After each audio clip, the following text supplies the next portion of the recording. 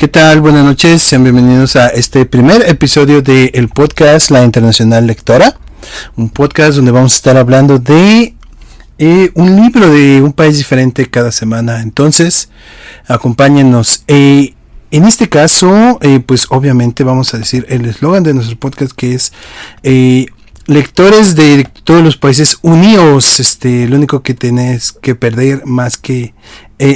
ya la cagué. Lectores de todos los países unidos, lo único que tenéis que perder es vuestras cadenas. Yo soy Chivo en Bicicleta y soy uno de los anfitriones de este podcast. Vamos a presentar a los otros anfitriones de este podcast. Primero a Aran García. Hola Aran, ¿cómo estás? Bien curioso y emocionado. ¿Seguro que estás bien, Aran? Cuéntanos. Claro. No, pero es interesante estar aquí. Sí, a mí me encantan los clubes de lectura. Excelso, gracias. Y también tenemos, pues, después a El Cuervo Mutante. Cuervo, ¿cómo estás? Bien. ¿Esta vez voy a hacer una piedra o qué? Ya tú dirás. Bueno, antes que nada, aprovechando que están aquí, ¿han leído o han visto algo interesante esta semana? ¿En relacionado a qué? Lo que sea, o sea... Yo, por ejemplo, he estado leyendo el Ruido de Fondo de Don DeLillo, que es un libro que ya había empezado a leer hace unos años, y lo dejé de leer, de hecho, porque no me trajo tanto. Pero ahorita que lo estoy volviendo a leer, como que le he dado como una segunda vista y me ha parecido mucho más interesante. Recuerdo que cuando lo empecé a leer, quería leer como un libro como raro, así como de esta onda como posmoderna, ¿no? Y el libro no diría que tiene como cosas raras, pero ¿cómo explicarlo? Es como leer algo muy reciente, porque sientes como que es algo que escribiría alguien de esta época, a pesar de que el libro es de los 80. No lo sé, me gustó por eso. No sé, ¿ustedes han leído algo así interesante o visto algo interesante? Bueno, yo leyendo ya fue en cosa de septiembre, me chuté todo lo de Juan Rulfo. Estoy acabando con lo del compendio de El Gallo de Oro y pues no mames, o sea, wow, estoy bastante emocionado por haber leído a Juan Rulfo. Yo creo que lo tienes que leer en cierto momento ya cuando estás adulto y habla mucho del mexicano, ¿no? Aunque sus cuentos son de la época de la revolución y de la guerra cristera, habla mucho del mexicano. Oh, ok. Hay algo que ese joven no haga bien. Tomaba fotografías, volaba. Chale, esta generación de cristal que ya no sabe hacer nada, por poco es intrépidos.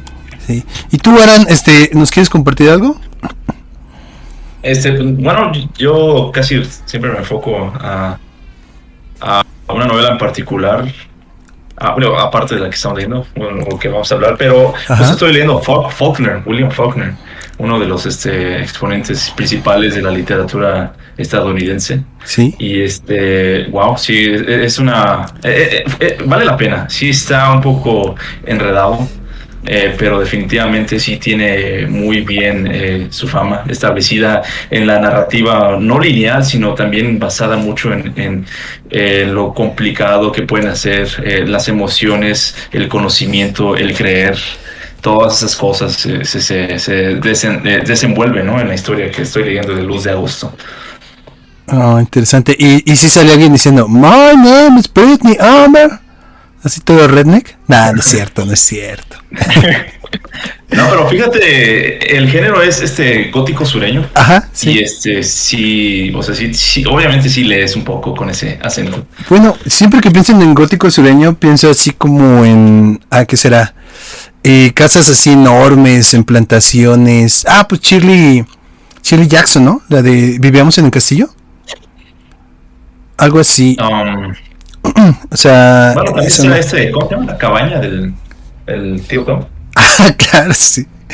Aunque no es gótico sureño, pero... Sí, pero es que siempre que pienso como en esa onda de la literatura gringa, pienso como en eso, o sea, no sé por qué tendrá que ver con las películas, pero bueno, en fin, no, pues gracias, qué interesante, ya nos dirán más adelante qué les pareció esto que... Bueno, Alan, ¿y ya terminaste de leer a Faulkner, Alan, o todavía sigues? Voy a la mitad. Sí requiere un poco de dedicación porque Ajá. una vez que lees una página, regresas unas 3, 2. Sí, llega a ser un poco contradictorio esta novela que estoy leyendo. Pero yo creo que es el propósito, porque justo la memoria, la creencia, el recordar y el sentir son cosas que en algunas ocasiones contradicen los mismos hechos, pero como que construyen las personalidades principalmente de este protagonista caricaturesco que se llama Joe Christmas. No, es que, o sea, por ejemplo, ya nomás para no alargarnos más, pero es interesante que tú estés leyendo algo como muy gringo y Cristian leyó, perdón, El Cuervo. El Cuervo leyó algo como muy mexicano, ¿no? Entonces eso me Sí. parece interesante, ¿no? Ese contraste. Bueno, vamos a continuar. Dime. Preferencia, sí, siempre. Literatura mexicana, ¿no? Digo, Claro, nacional. obviamente. Como eres pocho, pues... No, a ver, antes de eso leía a Rosario Castellanos y debo decir también, pero ya será otro tiempo que hablo de ello. Bueno, hablando de tostadoras, vamos a avanzar. No es cierto. Pues bueno, vamos a hablar un poco de cómo escogimos este libro. Hay unas reglas que tenemos por aquí para escoger los libros. Los voy a checar por aquí. Al principio habíamos hablado de 5 libros, pero pues bueno, la idea del podcast era diferente. Al final nos decidimos a un libro por país. Y lo interesante era que fueran como géneros distintos cada vez que cambiáramos. Este primer libro pues es literal literatura, no es ficción. Entonces vamos a estar hablando de un país cada vez. Y el primer país, simplemente por orden alfabético, no hay ninguna otra preferencia, es Afganistán, que de hecho es un país que es como no tan conocido, ¿no? Y el libro se llama La Piedra de la Paciencia. Y es de un autor afgano, obviamente, que se llama Atiq Rahimi. Entonces, bueno, antes de hablar de el libro, no sé si alguien nos puede hablar un poco de Afganistán, inspiración que tenga de este país. Ok, sí, yo sé algo, ¿no? Uh-huh. Primero, Afganistán es un país con una historia bastante rica e interesante, debido a su posición geográfica llena de montañas. Es un país difícil de manejar. Se le conoce como la tumba de los imperios, porque ninguna gran nación que ha intentado someterlo lo ha podido controlar en su totalidad. Desde los ingleses, sin más recuerdo, los ingleses, los gringos, otras naciones bastante grandes los han intentado someter y no han podido. Actualmente está gobernado por el Talibán, debido a su diversidad de etnias. Es bastante complicada manejarse así ese país, ¿no? Si mal recordemos, en historia reciente, los gringos invadieron, estuvo bajo control un tanto de tiempo, pero tuvieron que evacuar porque ya esa situación ya no era de importancia para los gringos o ya no pudieron con ellos, porque su naturaleza es guerrera, la de los afganos. Claro. O sea, ahí actualmente son los mujahidines los que les dieron la vuelta a los gringos, ¿no? Y tristemente pues está bajo el Talibán vamos a decir una dictadura o una teocracia bastante rígida, ¿no? Del Islam. Sí, claro, gobernados por estas figuras que son religiosas, pero también son políticas, ¿no? Bueno, yo tenía la impresión, primero, muchas gracias, Corvo, por esa información. Fíjate que yo la impresión que tenía de Afganistán, pues creo que concuerda con lo que dices, que es un país como que siempre está en conflicto, ¿no? Porque aquí checando la lista que nos estamos basando, que es la que tiene de las Naciones Unidas, dice paz, dignidad e igualdad en un planeta sano,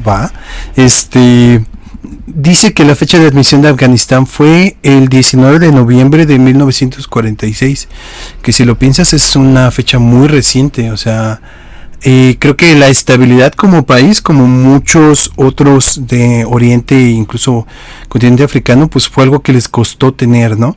Y todavía con lo que comentas, pues parece que no es algo que se les esté permitiendo. Entonces yo tenía como esa impresión. ¿Tú quieres agregar algo, Aran?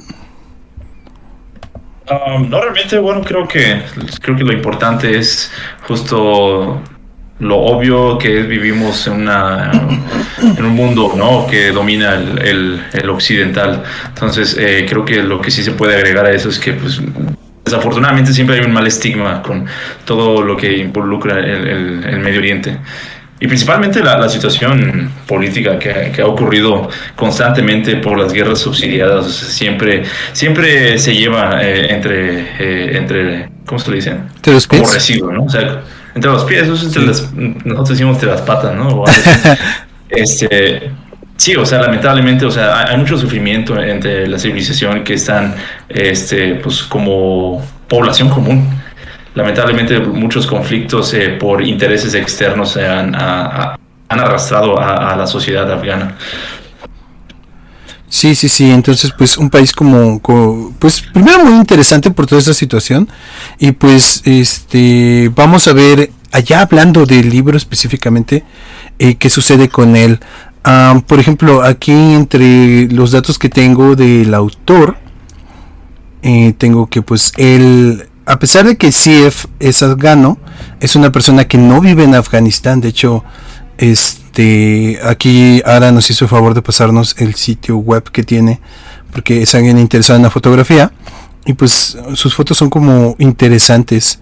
Es lo que pudiera decir sobre él. ¿Alguien que quiera agregar algo más?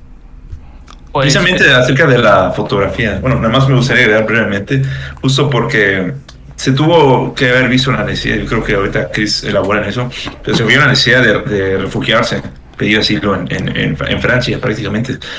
Pero ahí lo interesante es que volvió a Afganistán en algún momento, ya que se aplacó un poco la situación de guerra.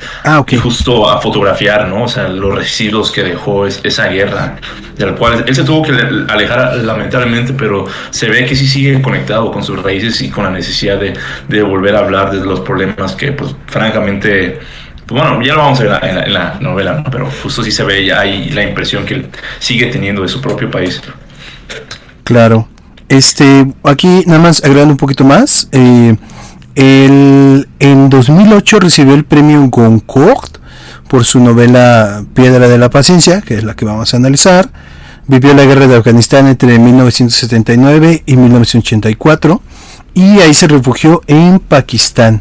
Estos datos los estoy sacando del libro, aquí como la ficha que agrega, y dice que en 1989 su hermano comunista, que se había quedado en Afganistán, fue asesinado, pero Actic no supo la noticia hasta un año después. Incluso nos habla de que la película tiene, perdón, la novela, quiero decir, tiene una película que ganó la sección de Un Certain Regard en el Festival de Cannes de 2004. Sabemos que esta parte del festival, que es Un Certain Regard, habla de eso, de historias como que no son las que siempre se cuentan en el cine, ¿no? Y pues bueno, eso es lo que quisiera decir. ¿Quieres agregar algo más, Corvo? Nada más, o sea, estudió en la Sorbona, y sí, nada más. Perfecto, bueno. Vamos a pasar directamente al libro. Antes de ya hablar del libro, quisiera que cada uno diéramos nuestra impresión del libro en general, sin spoilers.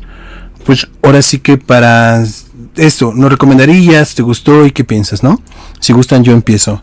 Pues miren, a mí el libro la verdad me gustó mucho. Es un libro que leí muy rápido, sobre todo porque el libro es muy directo. Tiene mucho que no leí un libro así tan directo con las cosas. Y creo que a pesar de que la historia es como muy sencilla, creo que tiene como mucha profundidad. Hay muchas cosas que me parecen muy interesantes que hice en el libro, que creo que las pasa por encima, pero que ya que las meditas, pues puedes sacarle como mucho jugo. Entonces, yo es un libro que recomendaría. Sí, porque es un libro fácil de leer, pero también es un libro muy duro. Eso es lo que tienes, es un libro muy duro. O sea, lo que te cuenta es una historia difícil, como pues la vida misma del autor, ¿no? Que habíamos visto que no ha sido fácil. Entonces, yo creo que vale la pena leerlo por eso. Es muy sencillo de leer, pero es un libro duro. Entonces, con reservas. No sé, Cuervo, ¿tú qué dices?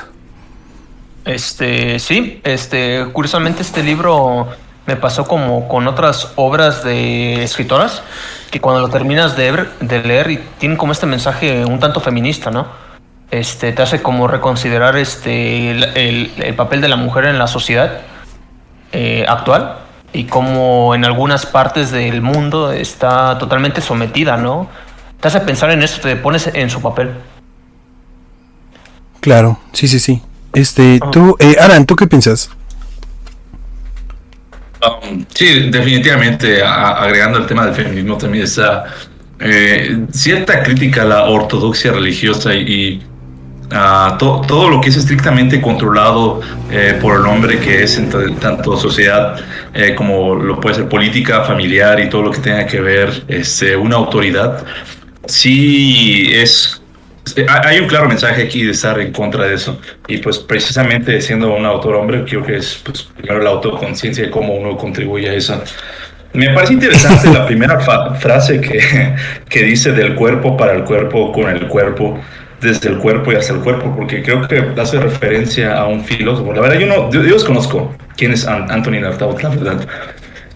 Y me pareció raro y no entendía esta frase porque justo es un poco extraño hablar de la historia de Afganistán, la guerra civil que ocurrió, también todo lo que estuvo involucrado también con Rusia, todo lo que tenga que ver también con temas incluso hasta de feminismo. Como que no me encajaban con eso.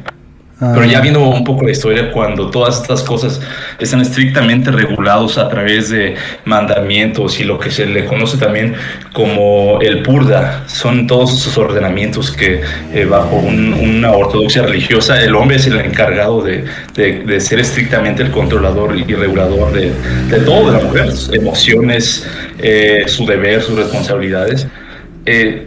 Todo se pide en palabras y estrictamente los problemas no se pueden resolver en palabras, y es cuando sí veo que esta frase tiene algo interesante con la historia que explica. Pues sí, ella siendo mujer explora algunas cosas, no precisamente con lo rigidez de la religión, sino las cuestiona a través de su mismo cuerpo y su sufrimiento. Ok, sí. Pues como un epígrafe es como interesante, ¿no? Ok. Bueno, gracias, Aran. Pues bueno, esas son las impresiones sin spoilers. Ahora vamos a pasar ya a hablar directamente del libro. ¿Alguien quiere comenzar o gustan que yo empiece? Pues o el cuervo mutante empieza. A ver, Cuervo, vas. Vale. ¡Vas, Cuervo! Va, con spoiler, ¿no? Sí, ya, con spoilers. Ya. Vale, el libro inicia con este mensaje que va dedicado a una poeta afgana que su esposo la mató, ¿no? Y se llama Nadia Atkuman. Es una poetisa, vale la pena leerlo, pero la mayoría de sus poemas son sobre la mujer, ¿no? Sobre la mujer y este deseo de la libertad. Ok, ya hablando del libro, nos habla de esta chica cuyo nombre no recuerdo, está cuidando a su esposo que se encuentra en coma debido a que le dieron un disparo en una riña familiar. Este esposo es un héroe de guerra y se sitúa en Afganistán. No te dice en qué momento histórico correcto, pero puedes situarlo en la guerra civil o en todo este conflicto actual, ¿no? Ella se encuentra rezando y platicando con él. La historia se centra en la casa, la mayoría en la casa de ella. Ella se esfuerza en rezar porque dicen que si reza, creo que 3 semanas, ustedes ya me corregirán, ya va a haber alguna respuesta. Es lo que dice el sacerdote. Le dice que tiene que rezar, o sea, constantemente tiene que andar rezando para que se cure. Muy bien, la guerra se menciona muchas veces en el transcurso del libro, y ella simplemente se llama la piedra paciencia porque habla sobre esta leyenda, ¿no? Que es una piedra simbólica en la cual tú depositas todas tus dolencias, todos tus traumas, y un día va a explotar. Y cuando te explote quedarás liberado, ¿no? La piedra es el esposo y ella va hablando de su vida y el malestar que siente. Pero lo interesante es que cuando va pasando el libro, primero ella como que le va mencionando pequeñas cosas y ya después se abre totalmente, ¿no? Al darse cuenta de que posiblemente ya no se pueda sanar el esposo, ella ya se abre totalmente, ¿no? Dice, pues bueno, ya, pues ya no vas a volver, ¿no? Y empieza a hablarle y le reprocha, ¿no? Pero el asunto es que en este reproche va encontrando su voz. Y en los últimos momentos pasan muchas cosas, ¿eh? Ya es que eso lo hablamos, lo dicen ustedes y ya lo vamos complementando.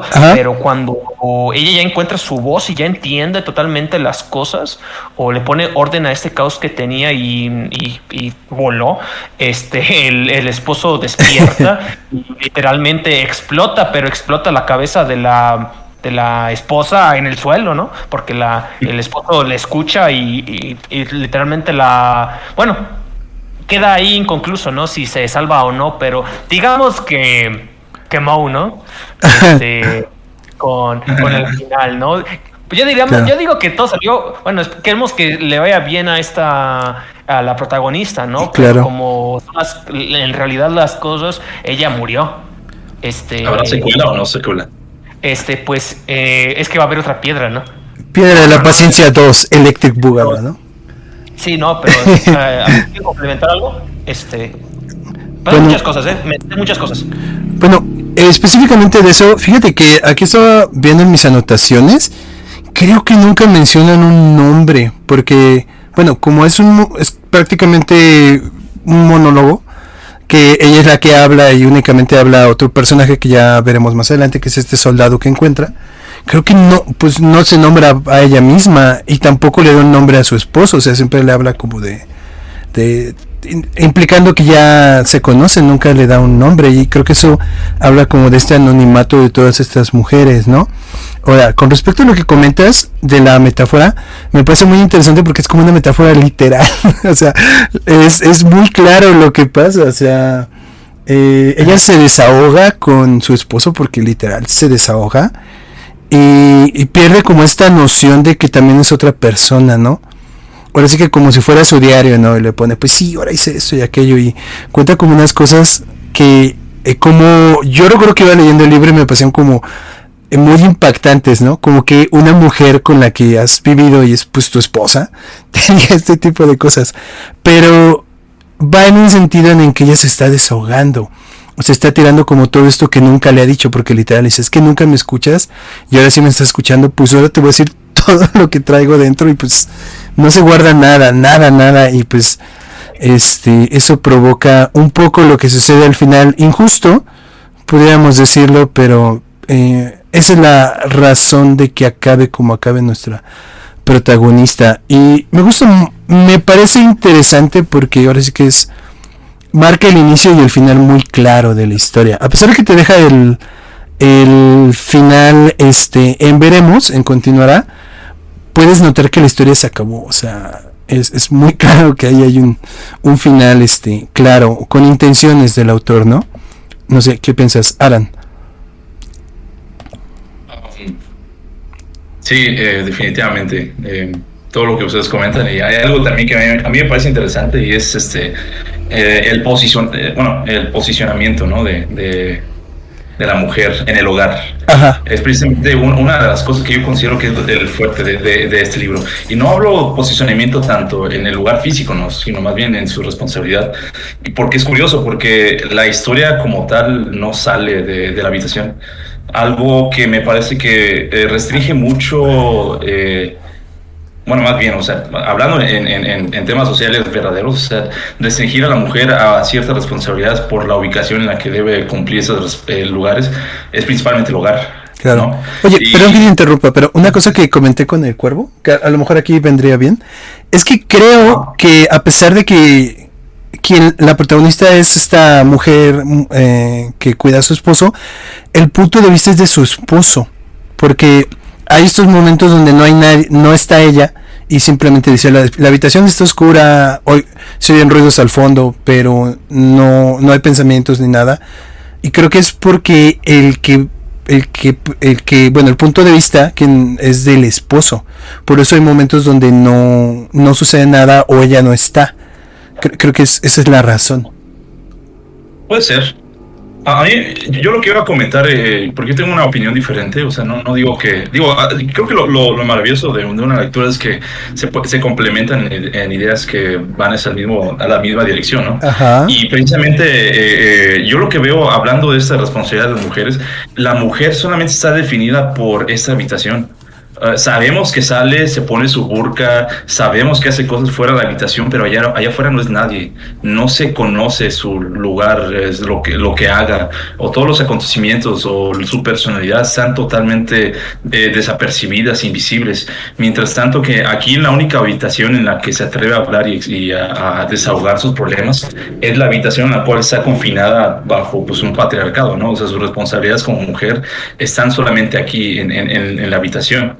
Claro. Principalmente con él, sirviéndole a él. Entonces, aquí en la habitación bueno, si podemos decir que tiene personalidad, porque no tiene ni siquiera nombre, y digo, es con justa razón, ¿no? O sea, está representando a las víctimas sin nombre, ¿no? De las situaciones similares, pero esa poca personalidad que podemos ver de esta protagonista en esa habitación está solamente definida por las 4 paredes a las cuales está confinada todas las mujeres. Su única responsabilidad atada a su piedra de la paciencia literal, pues lo único que la mantiene con una identidad en su hogar y con su hombre. Sí, claro, por ejemplo, únicamente cuando está al lado de un hombre es cuando aparece, porque a pesar de que es, así como dices, concuerdo, se limite a su existencia al cuarto, ni siquiera estando ella en el cuarto, hasta que interactúa con él es cuando sabes algo de ella. Ajá, sí, interesante. Es algo que se puede decir de eso. Bueno. Oye, pues bueno, dale. Los hombres que participan ahí son los rebeldes, el esposo y el Mulan. O sea, todos ejercen algo sobre ella. Por ejemplo, el esposo, pues todo lo relacionado a la casa, el Mulan la parte religiosa. Y los guerrilleros que se meten a su casa, pues esta parte en la que no encaja esto. Y es donde esta parte se habla de que es y hasta ahí se identifica como prostituta para salvarse. Es como muy interesante porque es como todo lo que debería ser una mujer, ¿no? O sea, no hay nada más. Su relación con los hombres, ¿no? Porque de hecho con los hombres hay personajes que no están indirectamente relacionados a la historia, que es su papá y su suegro, que han marcado su vida de alguna manera, o sea, de una manera positiva y otro negativo. Sí, totalmente. El único hombre bueno es el suegro, ¿no? El suegro. Dice, sí, que la historia que le cuenta, ¿no? Si quieren hablar de la historia. Sí, no, habla directamente de ella. Es un punto clave también. Sí. Adelante, hablen ni siquiera de la historia. No, pues lo mencionaste tú, ahora dila. A ver, ahora el que la menciona. Dila. Si mal no recuerdo, es esta historia de una mujer que es reina, ¿no? Y tiene una hija y hay otro, ¿cómo se llama? Hay otro reino. Pero primero es al rey. O sea, le profetizaron que una de sus hijas sería su desgracia. Y por eso, o sea, en todo ese tiempo, cada vez que salía una hija, la mataban. Hasta que un día la reina, ahora sí ya, pues decidió quedarse con una de sus hijas y se fue a otro reino. Ajá, y bueno, pasa el tiempo, ¿no?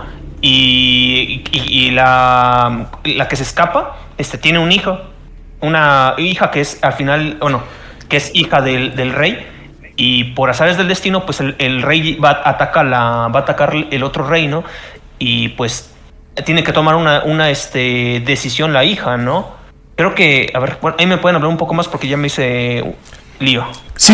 Bueno, lo que pasa es que por favor, está el verdugo también, que es otro personaje clave. El asunto de cuando el rey sabía que su esposa tenía una hija y que la mataba, mandaba al verdugo a matar a cada una de sus hijas.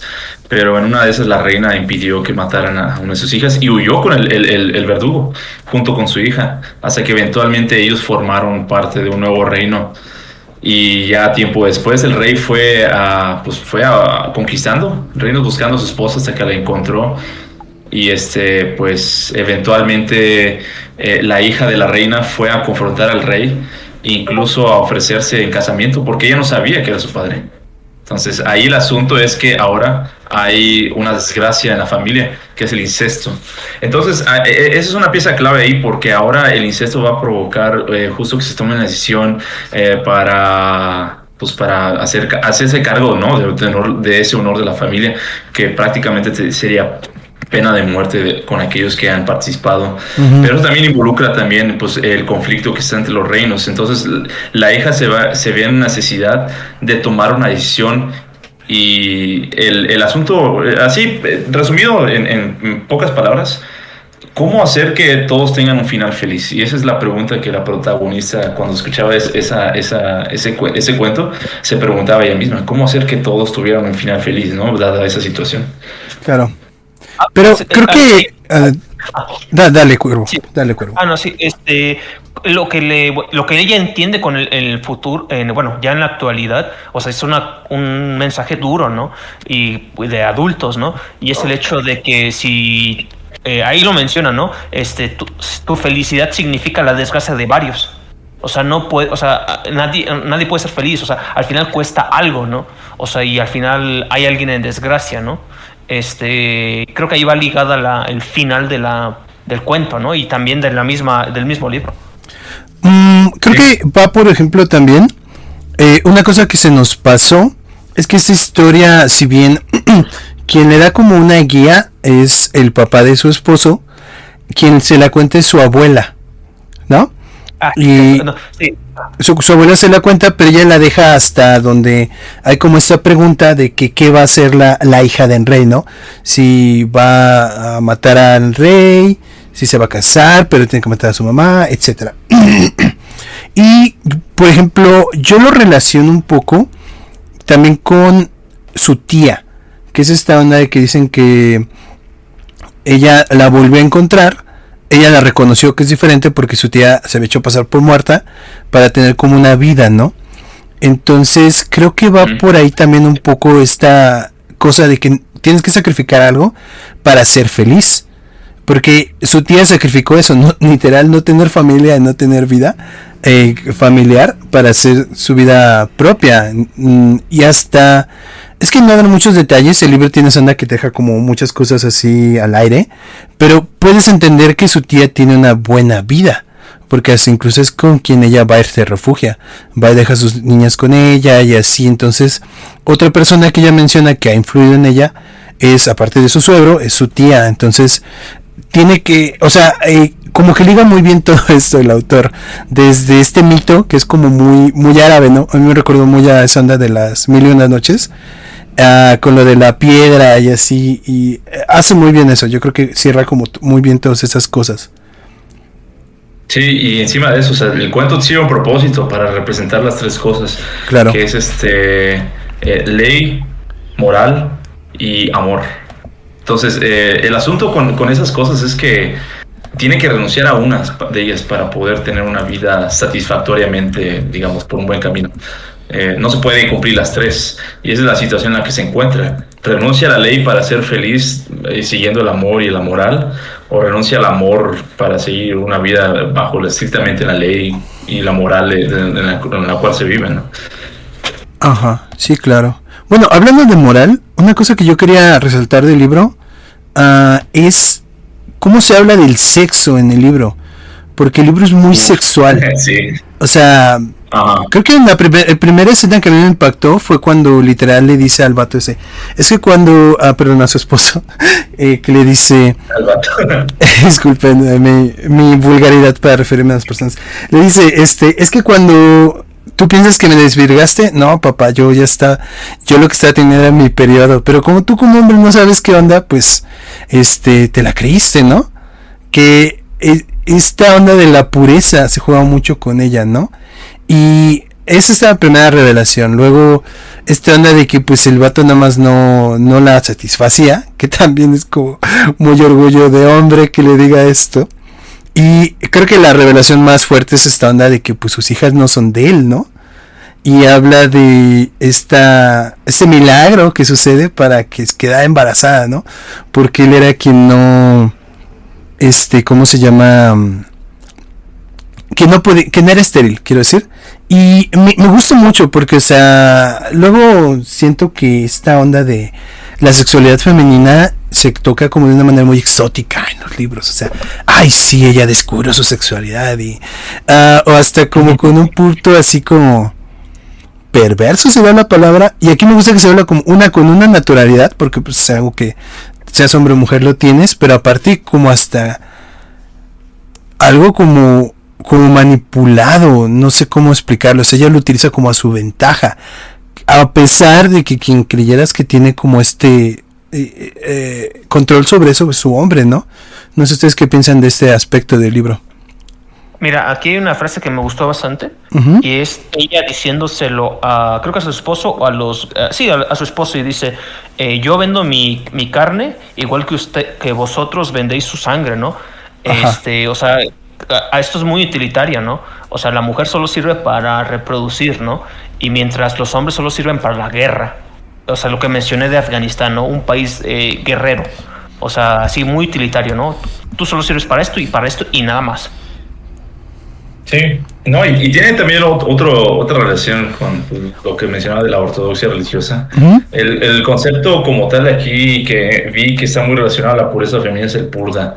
Y tiene sentido de que un hombre hable de eso porque en esa, digamos, lo que está criticando es que el hombre sea el que tenga el derecho y el honor de regular y vigilar la honra, digamos, de ética y el carácter moral que existe en su sociedad, de vigilar que todo esté de acuerdo a esa pureza, ¿no? Incluyendo el placer sexual. Entonces, por eso no se toma en cuenta su propio placer, porque está precisamente, obviamente, vigilado, ¿no? Por él. Más bien, él es el encargado únicamente de eso, y no ella. Pero aquí ya viene esta su propio cuerpo. Claro, aquí viene esta variación, que, o sea, y cuando ella se identifica como prostituta para salvarse, se me hace como muy interesante, ¿no? O sea, para mantenerse con vida, tiene que decir eso, ¿no? Para que no es más bien con que no la violaran. Para que no la violaran, porque no dice que la iban a matar, más bien con que no. Sí, bueno, o sea, como que intentaba protegerse en general, ¿no? O sea. Sí, no, eso sí, claro. Pero es que también me parece una distinción muy clara, porque justo ahí lo que hace es hablar muy bien de la sensibilidad de los hombres de no querer ni siquiera tener relaciones sexuales con algo impuro. Ok, sí, ellos no aplican la de en tiempos de guerra cualquiera, pero no, bueno, en fin. No, sí lo aplican, porque te dice que los guerrilleros, el más joven y el más viejo abusa del más chico. Bueno, pero no en público, ¿no? O sea, porque por ejemplo, está en grupo, ¿no? No le iban a admitir o algo así. Bueno. No, pero se lo platica. Pero bueno, sí. Y es como muy interesante también esta parte, ¿no? Lo menciona muy rápido y es como también todas actitudes hipócritas, ¿no? En todos los sentidos. Sí, exacto. O sea, la hipocresía en lo oculto, de lo que no se dice, pero lo que socialmente se está establecido que debe actuar es precisamente rechazar la impureza femenina. Precisamente por ellos en grupo, los dos rechazan. Si no, el joven yo creo que hubiera dicho que sí, estando solo. No, pues bueno, ahí ya está, va con... Bueno, quién sabe. Spoilers, le pagan. Spoilers. Ok, pues bueno, ya por tiempo tenemos que ir cerrando. Antes de que vayamos ya a conclusiones, ¿quieren agregar un poco algo que se nos esté pasando del libro? No, pues supongo que sí, precisamente algo que agregar y que casi no hicimos mucho énfasis fue el sexo, la verdad. A mí me incomoda algunos aspectos de eso, principalmente porque el autor es hombre y narra como que algunos aspectos de la mujer. Entonces, cuando es una perspectiva de referencia del hombre, pues tal vez lo entiendo, pero aquí se me hace algo extraño, la verdad. No es que sea tabú, solo se me hace medio extraño que quiera narrar, ¿no? Por ejemplo, ella sacando sus fluidos de menstruación y embarrándoselos a su propio hombre. No me parece algo extraño ese tipo de cosas y recurrentemente como que incomoda, pero supongo que es parte de la intención. Ok, ajá. ¿Cuervo? Arts, ¿quieres decir tú? Y ahorita se me acuerda de algo más. Bueno, no hemos hablado mucho de esta parte religiosa, pero en general, por ejemplo, la situación de que tenía que estar rezando, por aquí tenía el pasaje, disculpen, para que su esposo se curara, ¿no? Y cada día era un nombre de Alá, porque recordemos que Alá tiene varios nombres en el Corán, no recuerdo cuántos son, y cada día tenía que decir uno. ¿Perdón? Creo que son 99. 99, gracias. Sí, 99, y al final menciona el último. Exacto. Que es Al-Sabur, dice. El paciente. El paciente. Y se relaciona con todo esto, ¿no? O sea, esta onda de que cierra muy bien. Me parece muy interesante cómo el autor cierra como todo eso, porque nos contó este aspecto religioso, moral, incluso hasta esta onda de la guerra. Y cierra muy bien también con la religión, porque yo creo que es lo que es clave para los ¿cómo se llama? Para esta cultura. O sea, está dominada literal por una teocracia, porque gobierna la religión, y es muy interesante esto, ¿no? Y aparte, pues esta onda de que cuando llegan los soldados se llevan el Corán, ven que tiene el Corán, esta onda dicen, es un buen musulmán, ¿no? Y como que no hacen nada peor de lo que pudieran haber hecho, ¿no? Entonces ese es otro aspecto interesante que le en la novela, muy por encima porque no se mete más de lo que menciona ahí, pero yo creo que es algo que también habla, ¿no? ¿Tú, Cuervo, algo que más que quieres comentar? Pues yo creo que ya tendremos que cerrar, ¿no? Bueno, nada más ¿Concluyendo? comenta, si quieres comentar algo muy rápido, ya vamos a las conclusiones. Bueno, simplemente se entiende por qué tuvo que hacer esta historia, porque en honor de esta poeta que mató a su esposo, o sea, encaja totalmente, y tristemente pues no pueden salir estas historias, ¿no? Y pues él tuvo que hacer esta historia, ¿no? Tratar de hablar, ¿no? Criticar esta parte, ¿no? Claro. Los que más sufren y menos se quejan. En efecto, como un homenaje. Sí. No, o sea, sí, literalmente Sí. se dice la introducción al prólogo. A los que más sufren y menos se quejan. Menos se quejan, sí. Bueno, ya vimos aquí todo esto. Sí, ya vamos concluyendo, ya. Entonces, vamos vamos a dar una conclusión muy rápida. Me gustaría que dijeran también cuál es su pasaje favorito del libro. Y pues ahorita ya nos vamos despidiendo. Si quieren, empiezo yo. Creo que mi pasaje favorito es donde le revela esta historia del gato. Que su papá le gustaba esta onda de los faisanes, creo que era. Esperen, por aquí. Sí. Libera al faisán, porque le cuenta esta historia donde su papá la encerró con el faisán. Perdón, con el gato, quise decir. Y el gato le dijo esta onda, ¿no? El gato va a tener hambre, como no debe comer, te va a comer a ti, pero al final, codorniz, es una codorniz. Que le da la codorniz al gato y su papá la encierra y le dice esta onda de que el gato se la va a comer y ella se hace amiga del gato, ¿no? Entonces, me gusta porque es como una onda de que ella no es tan inocente como parece, pero pues se ve limitada al contexto en el que está, ¿no? Ahora sí que también tiene su colmillo, pero pues como lo dijo Aran, está limitada a esas 4 paredes en las que vive.